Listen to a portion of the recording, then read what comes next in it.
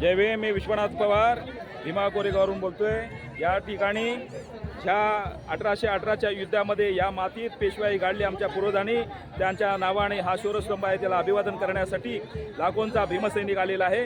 याच मातीत आमची समता, स्वातंत्र्य, बंधुता, न्यायासाठी लढली गेलेली ही लढाई आमच्या 500 शूरवीरांनी 28,000 पेशव्यांना या मातीत गाडून हा विजय संपादन करून दिला. तो आनंदाचा क्षण. या आनंदाच्या दिनी प्रसिद्ध बाबासाहेब आंबेडकरांच्या चळवळीतले एक कवी गायक आदरणीय दत्ता शिंदे हे माझे जवळचे मित्र आहेत, ते भेटलेले आहेत. त्या निमित्तानं शुभेच्छा देतील.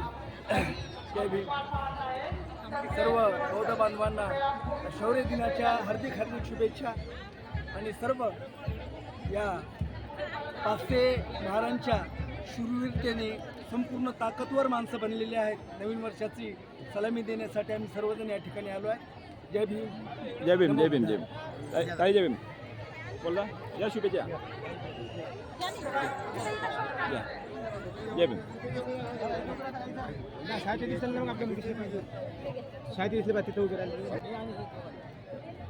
वनिताताई भगत यांनी बाबासाहेब आंबेडकरांच्या विचाराचे गाण्यांच्या पुस्तिका लिहिली, त्याचं एक प्रकाशन होतं आहे.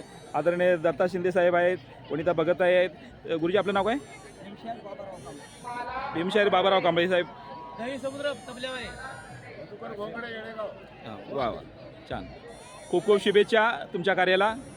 बोला ताई या निमित्ताने. वा, हे आमची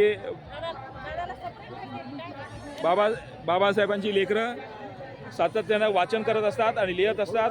सामाजिक परिवर्तनाचा लढा पुस्तकाच्या माध्यमातून पुढे चालू ठेवला, गाण्याच्या माध्यमातून चालू ठेवला. ही सगळी कवी गायक मंडळी आहेत.